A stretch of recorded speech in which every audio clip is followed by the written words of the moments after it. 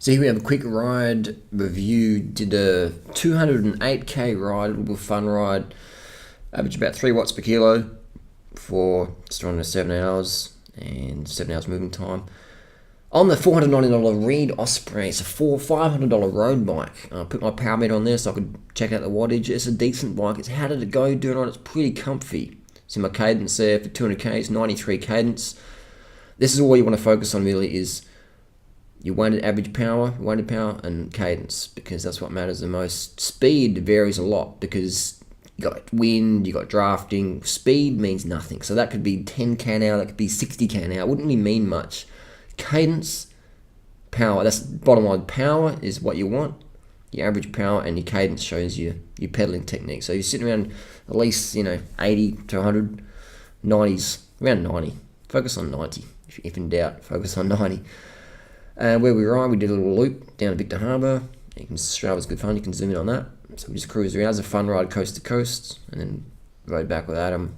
Just two of us rode back from Victor Harbour. It was good stuff. Only got one flat tyre, and a good day. So the elevation up the freeway, a few little hills, but it was good. I literally passed over $1 million of bicycles on my $500 bike. I remember I passed S-Works Venge, S-Works Roubaix, S-Works Tarmac, Pinot F8s with lightweights, Colnago C60, a lot of bling, Parley bike, all the bling, every bling bike you can imagine. I passed on my $500 bike, the Reed Osprey. The Osprey was flying. But here's the thing, it doesn't matter what bike you ride. If you want to spend $500 or $15,000, I'll pass $15,000 bikes on my $500 bike. As long as you're out there having fun, that's the main thing. As long as your bike fits you, that's the main thing. As long as you are pacing yourself properly and learning from it and spinning your little legs, that's the main thing. So just because you're spending $15,000 on a bike doesn't mean you're not going to get passed by the vegan banana boy on his $500 bike. And the good thing about cycling is it's a sport where the rider, the person is really what makes the difference. So as long as you've got a road bike and the gears work and the tyres are pumped up, that's what's the main thing. People say, well, why would I spend $1,500 when I can spend $500? Well, you're getting bike fit. I can get any bike. I know what size I need, what measurements, all that stuff, to the millimeter, roughly here and there. I get my tape measure out to fiddle around with it. And I have that because I got experience with Bike Fit for me. All right. So when you get a bike fit from a good shop, then you're getting a bike fit. That's your template now. That's your blueprint. So get a tape measure, measure things up, and it should be sort of second knowledge. What's your seat height from the top of your seat to the center of your bottom bracket? For me, it's about 74. So I know whatever bike I get on now, I can get it. And that's the problem I have with buying bikes online is Bike Fit. So if you're a total noob, I don't really recommend buying a bike from the internet or from a shop that doesn't really understand Bike Fit. Yeah, it should be right, mate. Let's get on there and go.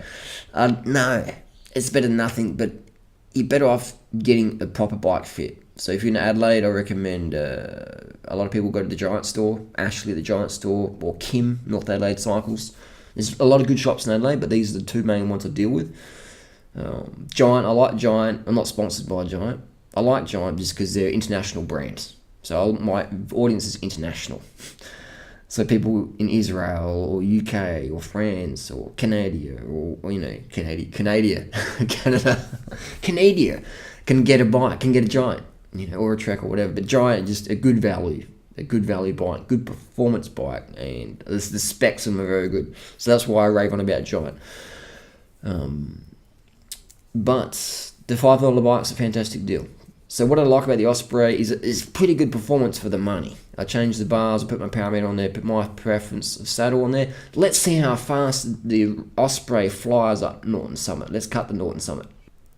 Alright, so here we are now. I did a little... I got some tyres from the bin. One I got from Hard Rubbish on the side of the road, and the other one I got from a bin, a Victoria and a Michelin. And I went up Norton Summit. 1338 up Norton Summit. Let's go down, scroll down. That's what I love about Strava. You can get objective. I'm scrolling down, look for a little segment here. Where are we? Norton Summit. And that's what about subjective training. Most people, what's your average speed? Average speed means nothing. Don't worry about what your fucking average speed means, because it means nothing unless you're on the velodrome track where there's no wind and there's no, you're drafting sort of thing. But it's average speed means nothing. Too many variables. Here we go, Norton Summit. Let's click it on down here. So I did that day. I did 326 watts. Cadence 1338. 1338. So pretty decent time. But the power is low. I've got a lot more in me for that time. I could really, on a good day, at least 360. At 66 kilos approximately. 360. So this read has a potential to go under 13 minutes with me. So my best time is 12:57. Alright. That's me 13th overall. So we've got some good names up here. We've got some fast guys. Damon Howson, Oracle Greenedge, under 23 world time trial champion.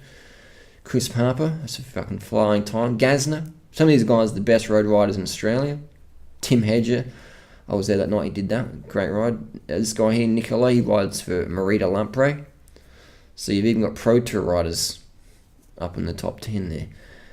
Some definitely, Adelaide produces some really good riders. And Sam Tregarth, he's a very good time trialist, probably one of the best in Australia in my opinion. So there we go. Dune Rider, top 15. 13:38. So how much difference does the read make? It's not much difference. If you're going to be up there, you're going to be up there. I wouldn't recommend the read for the Tour de France, because the Tour de France, every second counts over 3 weeks. So I think the Osprey is not good enough for the Tour de France, but it would be good enough for 99% of road applications. It would be good enough for the National Road Series, in my opinion. It just needs a power meter on there and your bar preference. But there you go. So that's a little critique there. A $500 bike versus $15,000. You don't really get much difference. You get a few seconds here and there. But you can see Norton Summit, my power when I did the 12:57. Let's have a little look-see. Let's have a little look. What power did I do there? So we've got 326, and it's the same power meter. I took it off my TCR. So we're going to here. So I ate dinner too soon beforehand. I could have gone a bit quicker. So 348.